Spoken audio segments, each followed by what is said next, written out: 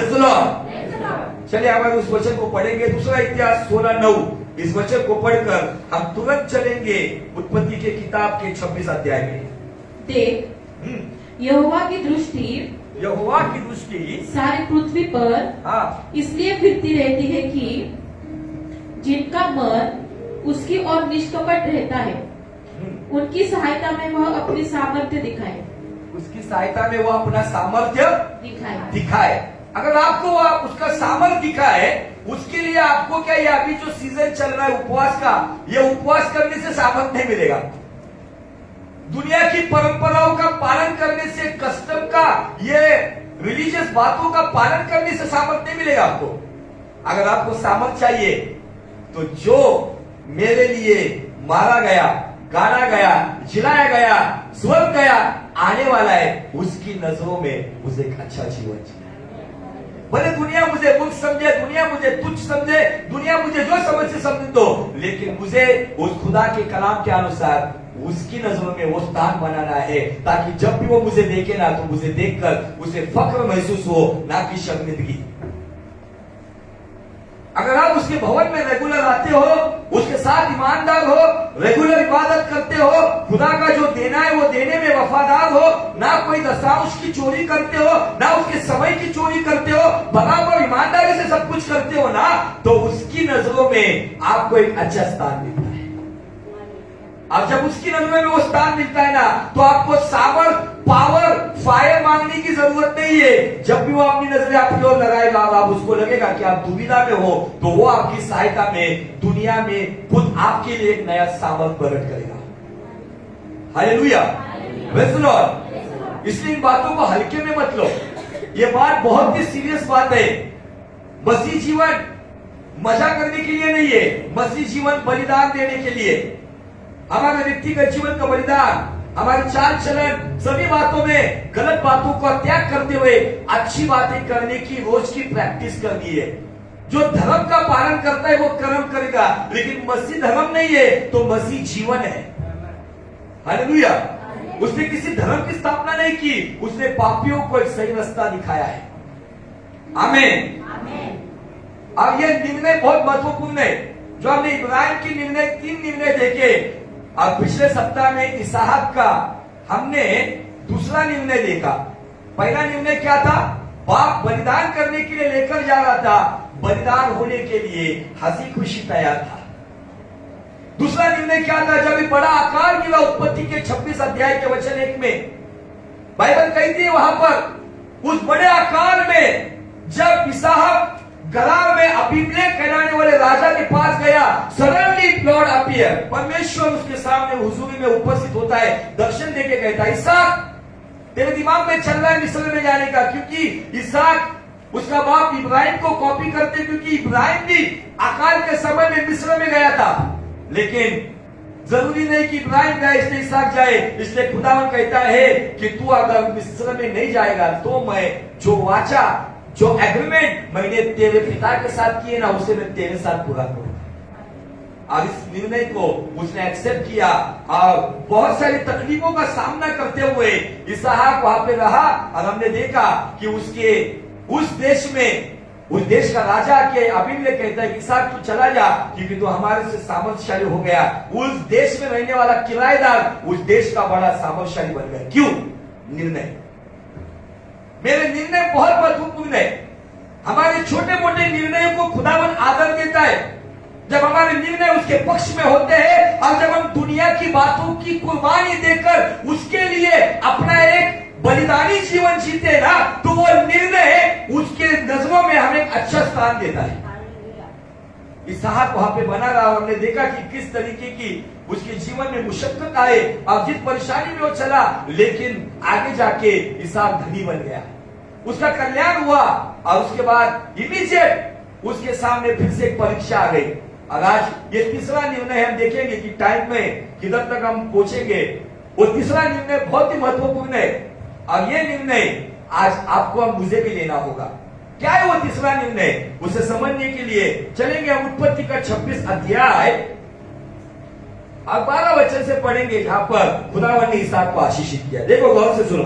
फिर इसहाक ने उस देश में जोता बोया और बोया, और उसी वर्ष में 100 गुना फल पाया। उसी वर्ष में आकार में खुदा ने 100 गुना फल दिया। तो अगर आकार में आप उसके साथ रहने का निर्णय लेते हो ना, तो आपके जीवन में किसी भी प्रकार का आकार क्यों ना हो, फिर वो फाइनेंशियल प्रॉब्लम का हो, बीमारी का हो, या कुछ भी घर की परेशानी का हो, उस आकार में खुदावन आपके घर में आपको 100 गुना आशीष देगा। आमीन। आगे, और यहोवा ने उसको आशीष दी, और वह बड़ा और उसकी उन्नति होती चली गई। लोगों की परेशानियां बढ़ रही थी, लेकिन इसहाक उन्नति पा रहा था। आगे, यहाँ तक कि वह अति महान पुरुष हो गया। बाइबल कहती है कि उस देश में उसे किराएदार समझकर, परदेसी समझकर, वहाँ का परदेसी समझकर उसको लोग तुच्छ जानते थे, लेकिन उसी देश में वो अति महान पुरुष बन गया।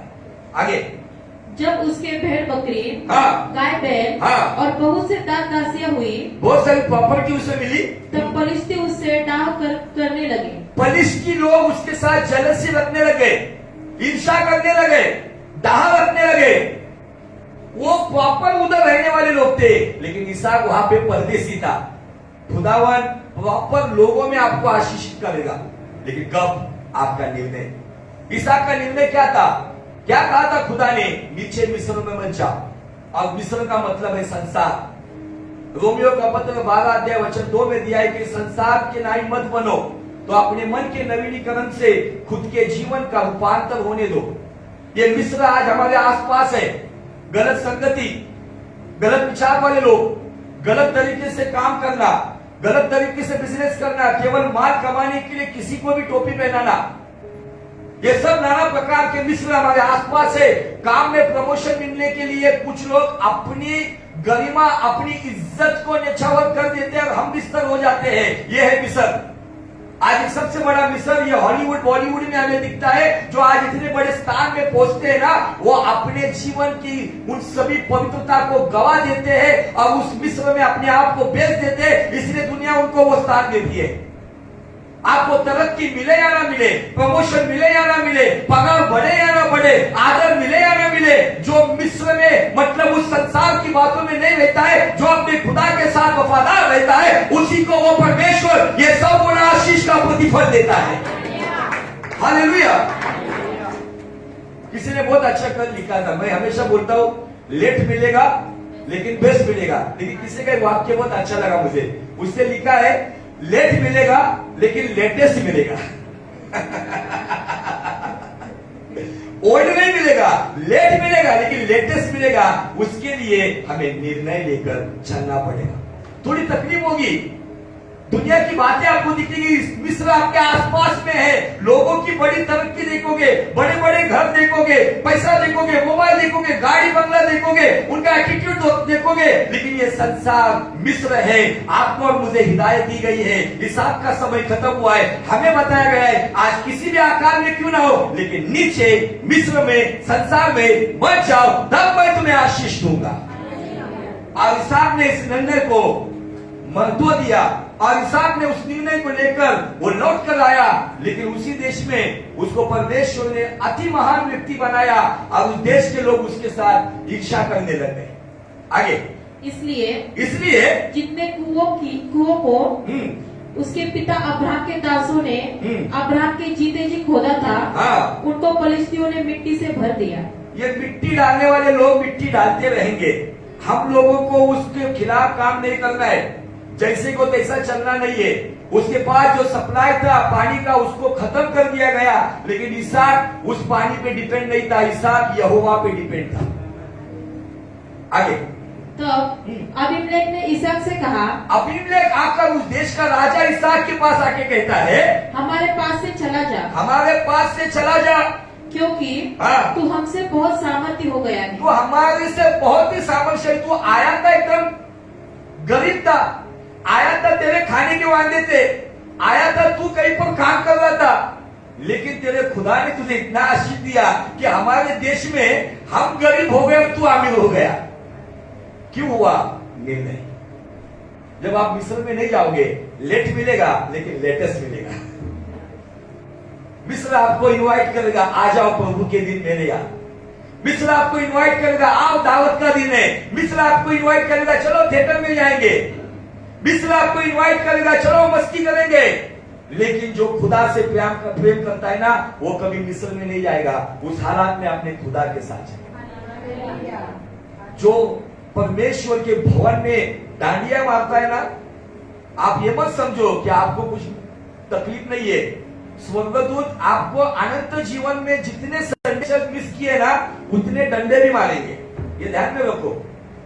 क्योंकि परमेश्वर क्षमा करता है लेकिन सजा भी देता है। जिसका जीवित उदाहरण यह है, दाऊद को उसने क्षमा की लेकिन शासन उसे मिला। जो पाप उसने किया उसके लिए उसको उसका यरूशलेम छोड़कर भागना पड़ा। क्षमा मिलती है, लेकिन जितने आपकी, जैसे स्कूल में रिपोर्ट कार्ड होता है, रिपोर्ट कार्ड के ऊपर आपके रिपोर्ट में आपको रिमार्क भी मिलता है और कुछ थोड़ा बहुत सपोर्ट भी मिलता है अगर किस जगह पे मार्क कम है।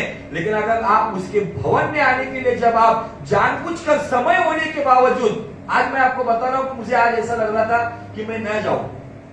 सुबह वडगांव श्री का चर्च छोड़ने के बाद इतनी थकावट आ गई, कभी सोता नहीं हूं दोपहर में, लेकिन इतने सालों में मेरे ख्याल से पहली बार सोया होगा। मेरी नींद ही नहीं खुल रही, मेरी पत्नी मुझे उठा रही है, लेकिन मुझे ऐसा लग रहा है आज एक काम करता हूं कि आज येनोरा का चर्च लेकर मैं ताड़ी वाला वो कहता हूं, मनीष को कहता हूं कि आज तू चर्च ले ले। बहुत शरीर साथ नहीं दे रहा था, सडनली मेरे सामने यही वचन आया। इसहाक के सामने भी ऐसी ही परेशानियां थी, लेकिन आज अगर तू तेरे शरीर के सुख के फेवर में अगर निर्णय लेता है तो परमेश्वर की दृष्टि में तू अपना स्थान गवा देगा। इसी में उस वचन को याद करके फटाक से तैयार हो गया और मैं सोच रहा था कि मैं शायद येनोरा के बाद यहाँ पे आके बात नहीं कर पाऊंगा, लेकिन खुदा ने वो अनुग्रह किया कि मैं आपसे बात कर पा। हालेलुया। क्या हमें नहीं लगता कि हमें नहीं वो इन्विटेशन देता है? अगर हम चाहेंगे तो केवल बताएंगे तो ऐसे 10 इन्विटेशन आएंगे, 10 लोग खड़े रहेंगे, लेकिन हमने जो वाचा उसके साथ बांधी है ना, उस वाचा के लिए दुनिया के ये सारे बड़े बड़े इन्विटेशन हम कूड़ा और कचरा समझते हैं। आज आपको मुझे इन बातों को समझना होगा और समझकर चलना होगा। आमीन, हालेलुया। आगे अतः इसहाक वहां से चला गया। इसहाक वहां से चला गया। इसहाक ने ये नहीं कहा कि मेरा प्रॉपर्टी यहाँ पे, मेरी खेती बाड़ी यहाँ पे, मैं यहाँ पे अभी सबसे अमीर आदमी हूँ। इसहाक वहां से चला गया। इसका मतलब इसहाक हमें एक बात बताता है कि वहां पे वाद विवाद में मत पड़ो, चलो आगे चलो, परिस्थिति कुछ भी हो आगे चलो। देखो आगे, और हाँ, गरार की घाटी में अपना तंबू खड़ा करके, पहले गरार की चोटी पर था, अभी गरार की घाटी में आकर तंबू लगाया। कभी कभी परमेश्वर हमें अप लेके जाता है, अप लेके जाता है, भले परिस्थिति ऊंचाई की हो या नीचाई की हो, हर हालात में खुदा तेरे साथ ईमानदार रहूंगा, ये वाचा हमें माननी होगी। ईसीजी रिपोर्ट पता है आपको? ईसीजी रिपोर्ट जिसका सीधा चलता है वो आदमी जिंदा होता है या मरा हुआ होता है? और जिसका अप डाउन चलता है, अगर मसीहत में अगर सीधी लाइन चल रही है ना, कुछ भी नहीं ऐसा अपना कभी तो भी आओ, कभी चर्च में आओ, कभी देना है कभी नहीं देना है, ये सीधी लाइन क्या बताती है? मसीहत में आपका आत्मिक जीवन मरा हुआ है। लेकिन जिसके जीवन में उतार चढ़ाव रहने के बावजूद भी जो यीशु के साथ चलते ना, वही आत्मिक दशा में यीशु के साथ जिंदा है। आमीन। इसहाक टॉप लेवल पे था, सडनली उसको इंसल्ट करते हुए, अपमानित करते हुए उस देश से निकाल दिया गया। वो नीचे घाटी में आया, घाटी में तंबू लगाया, फिर से नई शुरुआत की। वहां पे पूरा बसा बसाया उसका माहौल था, उसका व्यापार बसा हुआ था, सभी बातें थे, नौकर चाकर थे, लेकिन सडनली उसको वहां से इंसल्ट करके निकाल दिया। कभी कभी आपके दिन अच्छे रहेंगे तब भी यहोवा के पीछे चलो, कभी दिन बुरे रहेंगे तब भी यीशु के पीछे चलो। हालेलुया। कितने संकट मुझ में रहे, कितने ही बोझ रहे, कितने कष्टों में डूब गया, हार मैं ना मानूंगा। तेरा नाम काफी है, तेरा शब्द काफी है, तेरी नजर काफी है, तेरी छाया काफी है, तुम रहने से मुझे काफी है यीशु, तेरे पीछे पीछे चलूंगा मैं यीशु। कोई रहे या ना रहे, अपमान रहे, सम्मान रहे, बरकत रहे, गरीबी रहे, चंगाई रहे या बीमारी रहे, कुछ भी परिस्थिति रहे, लेकिन तू है ना, बस मेरे लिए काफी है। आज लोग आशीष है तो यीशु के पीछे चलते हैं, लेकिन सच्चे मसीह लोगों की पहचान यह है जिनके पास आशीष ना भी हो तो भी वो यीशु के पीछे चलते हैं। जो लोग आशीष के लिए उसके पीछे चलते हैं ना, ये स्वार्थी विश्वास है। हम उसके पीछे इसलिए नहीं चलते कि कुछ मिलता है, हम उसके पीछे इसलिए चलते हैं कि वो खुदा है। आमीन, हालेलुया। घाटी में जाकर उसने नए से शुरुआत की। कभी कभी आपको सब कुछ छोड़कर इसहाक बता रहा है कि नई शुरुआत करनी होगी, नया तंबू आपको लगाना होगा, नई आपको टेंट खड़ी करनी होगी, नई वेदी बनानी होगी, सब कुछ नया करना होगा। No problem. अगर किसी ने आपको अपमानित करके निकाल दिया है, किसी ने आपको तुच्छ जाना है, नो प्रॉब्लम, भुला दो बातें, अब नई शुरुआत करो। कभी ऊंचाई पे रहो, कभी घाटी में रहो, लेकिन ऊंचाई पे एक राजा कहता है इतिहास की किताब में, ऊंचाई में और मैदानों में रहने वाला परमेश्वर यहोवा जिंदा है। हालेलुया। आगे खड़ा करके वहां रहने लगा। हाँ। तब जो कुएं उसके पिता अब्राहम के दिनों में खोदे गए थे, और अब्राहम के मरने के बाद पलिश्तियों ने भर दिए थे, उनकी इसहाक ने फिर से खुदवाया। जो कुएं मतलब घाटी के पास इब्राहिम भी रहता था, अब यह उसको पता था कुछ कुएं वहां पर थे। कुछ लोगों ने शायद आपके बाप दादा के जमाने में अगर कुछ ब्लेसिंग को वहां पे अगर मिट्टी डालकर बंद किया है ना, तो आपको प्रार्थना के द्वारा फिर से उसको उजागर करना होगा। आगे, और उनके वे ही नाम रखे जो उसके पिता ने रखे थे। पिता ने जो नाम रखे थे कुएं के, इधर बच्चे के नाम नहीं है, कुएं के नाम है। आगे, फिर इसहाक के दासों को घाटी में खोदते खोदते बहते जल का एक सोता मिला। खोदते खोदते घाटी में बहते जल का सोता मिला अकाल के समय में। आगे, तब गरार के चरवाहों ने इसहाक के चरवाहों से झगड़ा किया। गदार के चरवाहों ने इसहाक के चरवाहों के साथ झगड़ा किया और कहा यह जल हमारा है, यह जल हमारा है। मेहनत करे मुर्गी, अंडा खाए फकीर, ऐसी बात हुई ना। इन लोगों ने एक तो पहले इंसल्ट करके भेज दिया है, नई शुरुआत की है, और नई शुरुआत में जल का बहता सोता लगा है। उसके बाद मेहनत करने के बाद कुछ लोग आकर कहते ये हमारा है, ये बिलीवर हमारा है, ये विश्वासी हमारे, ये हमारे चर्च के, वो हमारे चर्च के। कुछ लोग अभी इस पर भी अधिकार जमाते हैं, है ना। मेरे ऊपर तो इल्जाम आओ, ये बहुत सारे चर्च के लोगों को खींच के मुझे यहाँ पे बता कितने लोगों को जाकर मैंने कहा कि इधर आओ, परमेश्वर की योजना के अनुसार आप यहाँ पे आते हो। आमीन, हालेलुया। आगे, इसलिए उसने उस कुएं का नाम एसेक रखा। एसेक नाम का ये पहला कुआं, लेकिन उस पर भी मेहनत करने के बाद कोई व्यक्ति अधिकार ले रहा है। एसेक का मतलब है झगड़ा। क्या है? बोलो, झगड़ा, भांडन। हमारे घर में तो ये कुएं हर 2 घंटे के बाद खुदते होंगे। किसी का कुआं किचन से खुदता होगा, किसी का हॉल में खुदता होगा।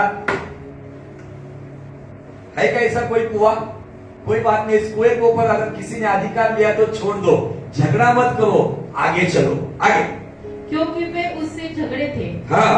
फिर उन्होंने दूसरा कुआं खोदा और उन्होंने उसके लिए भी झगड़ा किया। इसलिए उसने उसका नाम सितना रखा। सितना रख दिया। सितना का मतलब है बैर, दुश्मनी, विरोध।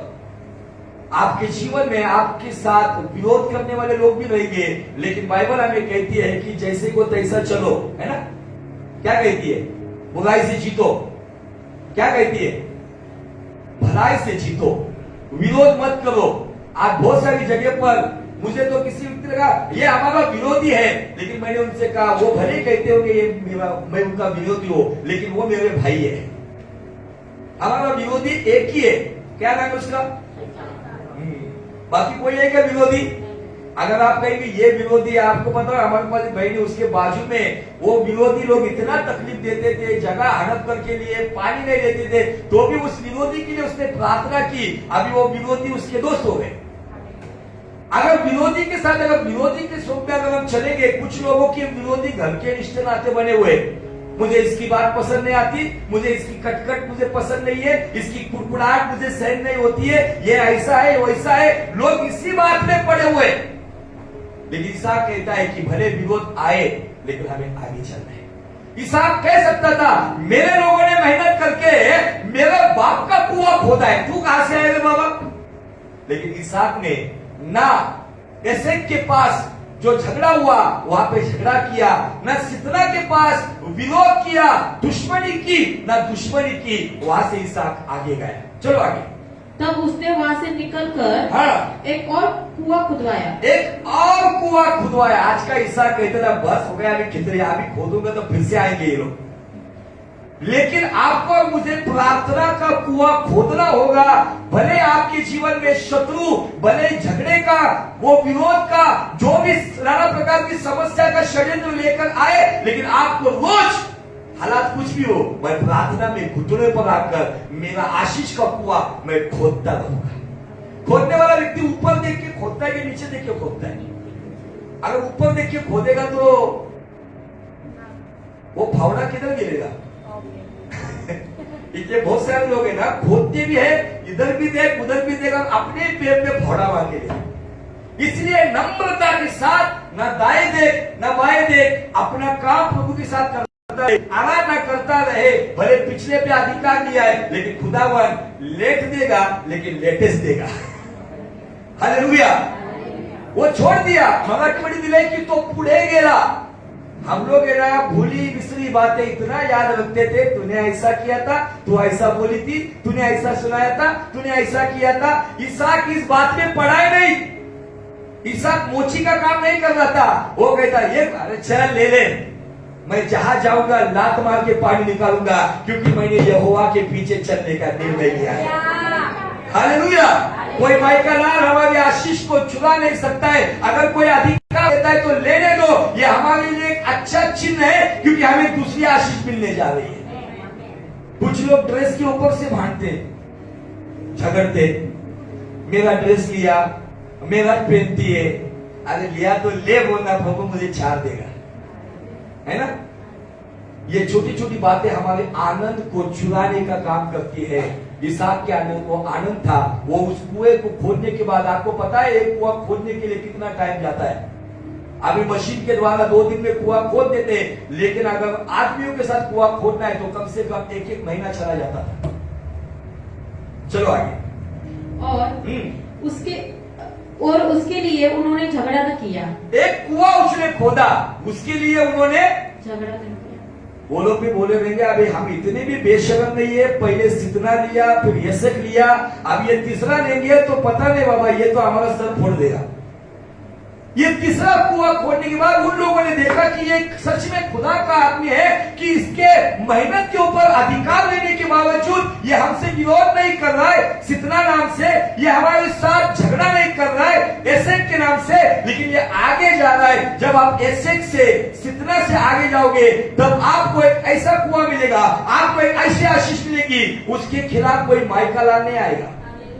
बाइबल यहाँ पे कहती है फिर वो लोग उस कुएं के ऊपर उसके साथ झगड़े नहीं। देखो आगे। इसलिए हाँ, उसने उसका नाम, इसलिए उस कुएं का नाम यह कहकर ये कहकर रहोबत रखा। क्या रखा? रोहबत। रोहबत का मतलब है विस्तार, रोहबत का मतलब है विकास, रोहबत का मतलब है उन्नति। रोहबत का इंग्लिश में मीनिंग दिया है ब्रॉड प्लेस। जब आप एसेक में नहीं उठते हो, आप वहां पे विरोध नहीं करते हो, आप झगड़े के बदले झगड़ा नहीं करते हो, आप सितना में विरोध नहीं करते हो, आपके लिए एक बड़ा स्थान रखा है जिसका नाम रोहबत। बहुत सारे लोग इस रोहबत से दूर है, लेकिन मैं आज कुछ अलग हटके कुछ बात बताना चाहता हूं। हमें रोहबत की जरूरी है, रोहबत हमें चाहिए, लेकिन रोहबत हमारा जीवन नहीं है। रोहबत में क्या था पता है? रोहबत में इसहाक के लिए सारे ऐश्वर्य थे। रोबोट में क्या था पता है? इसहाक के लिए भरपूर पानी था, खेती बढ़ रही थी, नौकर चाकर बढ़ रहे थे, जितनी धन दौलत वो वहां से लेकर आए थे अबीमेलेक के पास से, उससे 100 गुना धन दौलत बढ़ गई थी। एकदम मजानी लाइफ, एकदम आइस चल रही थी।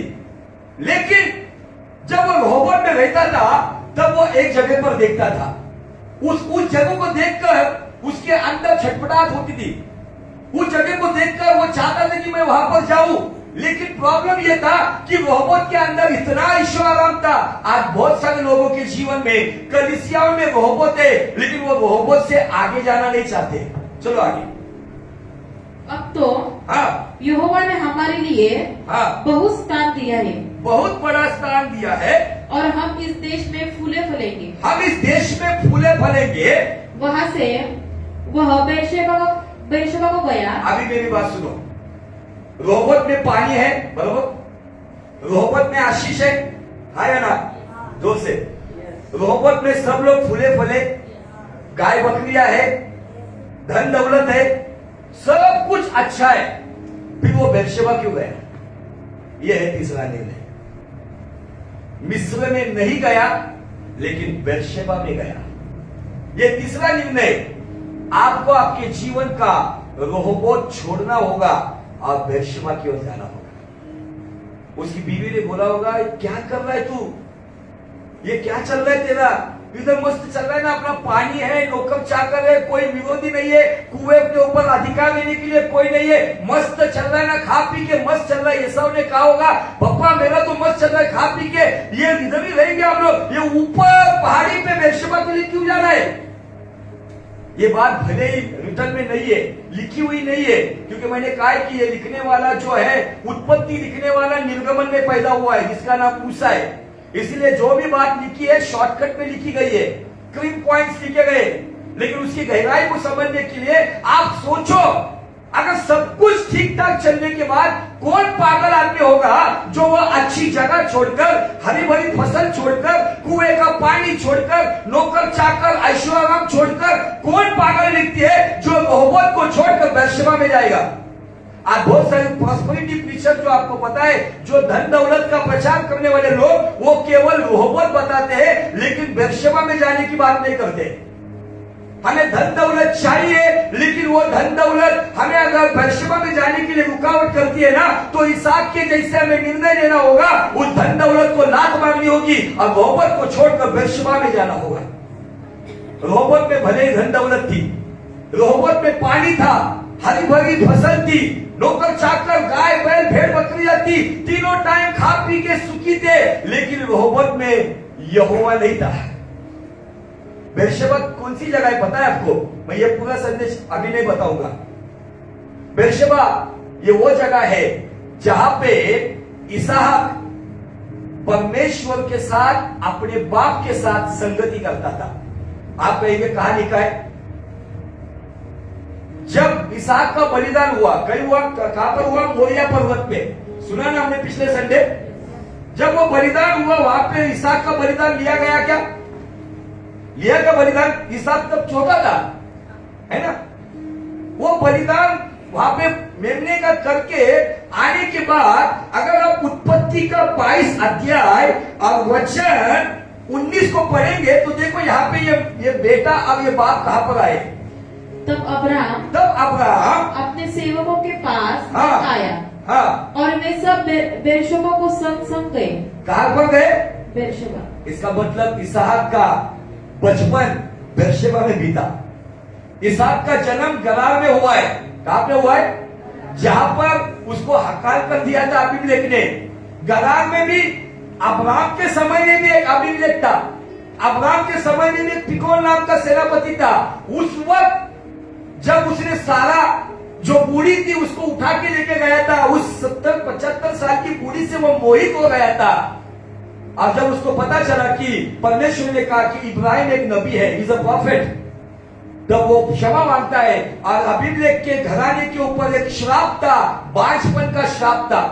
ना उसके बीवियों को बच्चे थे, ना उसकी दासियों को, ना उसके घर में काम करने वालों को बच्चे थे। जब इब्राहिम ने प्रार्थना की तब जाके अबीमेलेक को और उसकी दासियों को बच्चे हुए।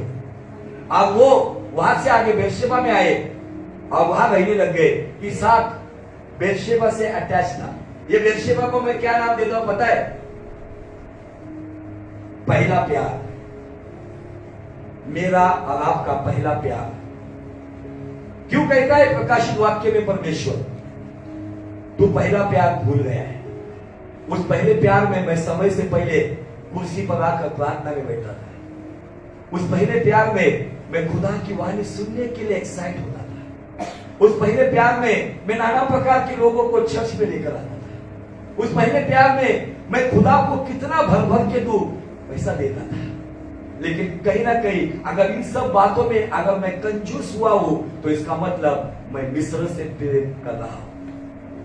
बेरशेबा इसहाक का पहला प्यार था, जहां पे वो खुदा के साथ बढ़ता था, खुदा के साथ अपने बाप के साथ दुआओं में बैठता था। वहां पे खुदा क्या बात कर रहा है बाप के साथ वो समझता था। बेरशेबा में वो अधिक समय बिताता था। और जब भी वो रोहबत में जब वो खटिया पे गिरकर जब आराम से लेटता होगा, उसे बेरशेबा दिखता होगा और उसको बचपन की बात याद आती होगी। शायद उसके बाप को यहोवा कहता होगा, अब्राहम अब्राहम। वो बातें वो सुनने के लिए बेताब था। सारी शान शौकत आज बहुत सारी कलीसिया एक साँचे में आ गई है। रोहबत एक साँचा है। रोहबत से बाहर निकलना नहीं चाहते आज लोग, इसलिए कुछ मिनिस्ट्रियों को नाम भी दिया गया रोहबत। मैं उसके खिलाफ नहीं हूं, लेकिन रोहबत में मैं प्रूफ करके देता हूं, सारी ऐशोआराम थी, लेकिन रोहबत में ऐशोआराम में खुदावन की हुजूरी नहीं थी। आज सबके चर्चे सेटल हुए, घरदार सेटल हुआ है। बहुत सारे लोग पहले रोहबत में आने से पहले, जो लोग पहले समस्या में थे, वो खुदा के साथ वफादार थे, चर्च के साथ वफादार थे। लेकिन अभी काम अच्छा लग गया है, कमाई अच्छी मिल रही है, कर्जे निकल गए हैं, सब कुछ ठीक ठाक है, लोग रोहबत में आराम फरमा रहे हैं। मैं आपको याद दिलाना चाहता हूं, तुम्हारा पहला प्यार बेरशेबा में है, जहां पे इसहाक बेरशेबा में आया था। मैं नहीं चाहता प्रभु मुझे एकदम ऐशोआराम में रख। मैं चाहता हूं प्रभु मुझे वो पहले प्यार के बेरशेबा में लेके चले। कभी कभी मैं भी दुनिया की बातों में थोड़ा सा, कभी प्रार्थना में यहोवा में जब अधिक समय जाता हूं, मैं प्रार्थना में कम समय बिताता हूं, तब मुझे तकलीफ होती है और मुझे याद आता है कि मैं रोहबत में तो नहीं आया हूं। आज बहुत सारे शान शौकत में, बड़ी बड़ी गाड़ियों में, करोड़ों रुपए के घरों में, सभी जगहों पे रहते, लेकिन वो रोहबत की ऐश खुदा की हुजूरी नहीं दे सकते। इसका मतलब धन नहीं चाहिए, धन चाहिए, लेकिन धन के साथ खुदा भी चाहिए।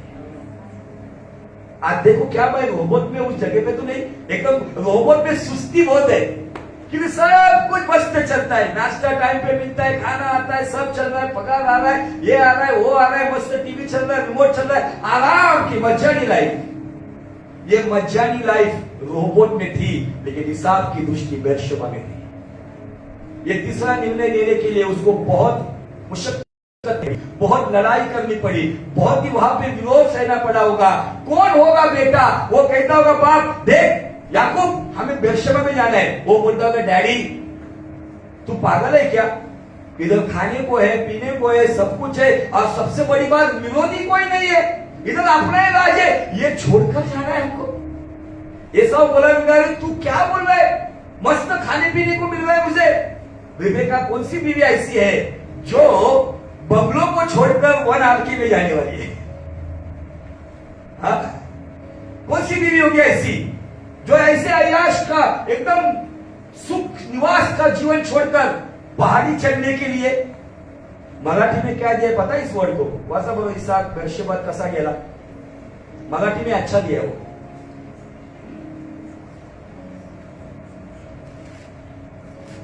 मराठी बाइबल भी निकाल के रखना है, केवल हिंदी वालों को सुनना नहीं है, समय बर्बाद नहीं होना चाहिए। जहां पे कोमल ने खत्म किया, जल्दी। तिथून पुढे तो वरती बेरशेबा येथे गेला। तिथून पुढे तो वरती। अगर ये वचन ऐसे मिलते नहीं तो आप उसका रेवलेशन का आशीष क्या पाओगे? सुना ना हमने, स्टेप बाय स्टेप ही पढ़ लेते ना।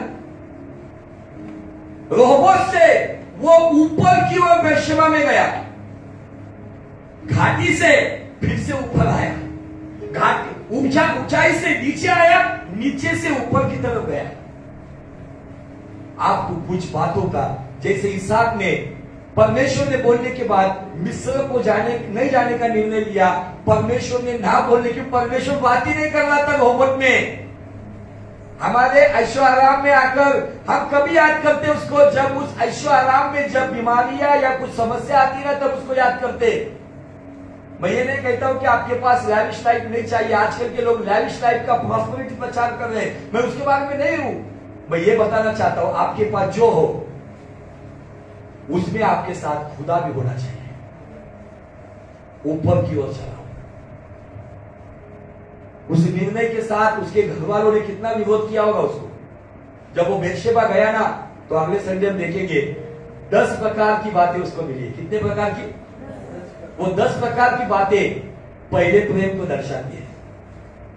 क्या आपको फीलिंग्स है वो पहले प्रेम का, जब हम शुरुआत में प्रभु में आए थे? खुदा का छूना, खुदा के साथ एकदम घुल मिल जाना, उसके लिए दौड़ कर आना, वो पहले प्रेम के द्वारा। आज वो पहला प्रेम खत्म हुआ है। एज अ फॉर्मल लाइफ जी रहे हम लोग। पहले हमारा पगार 2000 भी था तो भी हम आनंद के साथ खुदा के पास आते। अभी पगार 20,000 के ऊपर गया तो भी हमारे चेहरे पे 12 बजे हुए। इसका कारण एक ही है कि हमने पहला प्रेम बेर्शेबा का छोड़ दिया है। इसहाक बेर्शेबा में चला गया, सारे ऐश्वर्या को छोड़कर चला गया। परमेश्वर ने कहा क्या उसको रोबन छोड़ दे? है क्या वहां पे लिखा है कैसा? ये उसका व्यक्तिगत निर्णय था। आज आप निर्णय ले लो। पहला सा प्रेम तूने छोड़ दिया, यीशु से नाता तूने तोड़ दिया। पहला सा प्रेम तूने छोड़ दिया, यीशु से नाता तूने तोड़ दिया। भूल गया उसके बलिदान को, भूल गया उसके बलिदान को। कलवरी पे दी उसने जान को, कलवरी पे दी उसने जान को। याद कर तू कहां से गिरा, लौट आ और मन को फिरा। याद कर तू कहां से गिरा, लौट आ और मन को फिरा। क्या वो पहला प्यार मैंने छोड़ दिया है? इस समय मेरे पास मत देखो, अपने आप को देखो। क्या मैं पहला प्रेम कर रहा हूं? क्या वो पहला प्रेम मुझ पे जिंदा है? उस पहले प्रेम में मैं घंटों उस खुदा के कलाम को पढ़ता था। उस पहले प्रेम में मैं प्रार्थना में अधिक समय देता था। क्या वो पहला प्रेम मेरा बिजनेस, मेरा पैसा, मेरी नौकरी, मेरी खुद की बातें, मेरा सुख विलास, उन सब बातों ने क्या मेरा पहला प्रेम फीका कर दिया है क्या?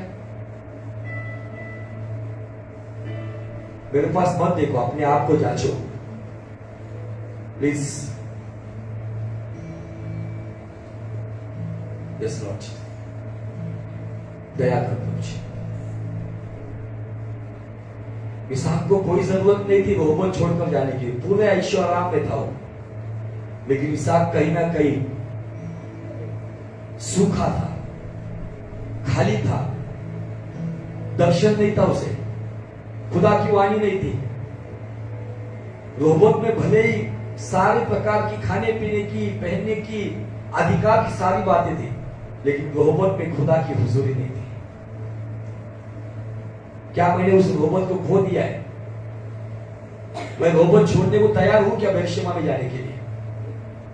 बेर्शेबा का मतलब है वाचा, कवनेंट। अगर आज आप उसके साथ ये वाचा मानते हो, ये करार उसके साथ करते हो कि खुदावन दुनिया की कुछ भी बातें हो, रोबोट का ऐश्वर्याम क्यों ना हो, लेकिन इसहाक के जैसे मैं उस ऐश्वर्याम को बलिदान करके, कुर्बान करके, मैं बेर्शेबा में तेरे पास घुटनों पर आने के लिए तैयार हूं। वो परिश्रम करने के लिए तैयार हूं, ऊपर की ओर उस पहाड़ी को चढ़ने के लिए तैयार हूं जो निर्णय इसहाक ने लिया।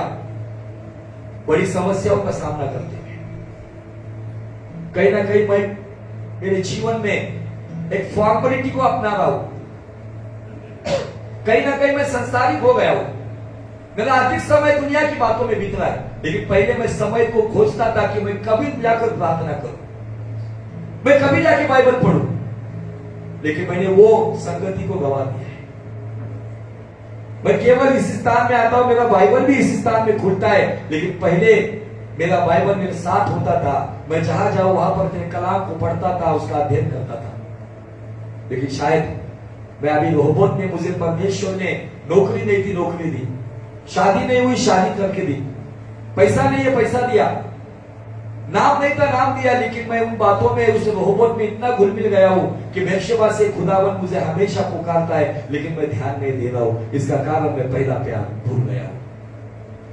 आए उस पहले प्यार को जिंदा करें, आंसुओं के साथ उसको क्षमा मांगे, माफी मांगे और कहिए खुदावन मैंने गीत तो बहुत गाए कि मैं केवल तुझसे प्रेम करूं, लेकिन मैंने संसार से अधिक प्रेम किया। मैं तेरे भवन में आने के लिए भी उतना ईमानदार या उतना तमीज से या उतना परफेक्ट पंक्चुअल टाइम पर नहीं आता हूं जो पहले मैं बिफोर टाइम आता था। वो प्यार मैंने शायद गवा दिया है। आओ उड़ाऊ पुत्र जब आया अपने बाप के पास, उसने कहा कि पिता मैंने स्वर्ग के खिलाफ और तेरे खिलाफ पाप किया, उस पापी पर दया कर। क्षमा करने वाला परमेश्वर बेर्शेबा में फिर से वो पहला प्यार आप पर बरसाने के लिए तैयार है।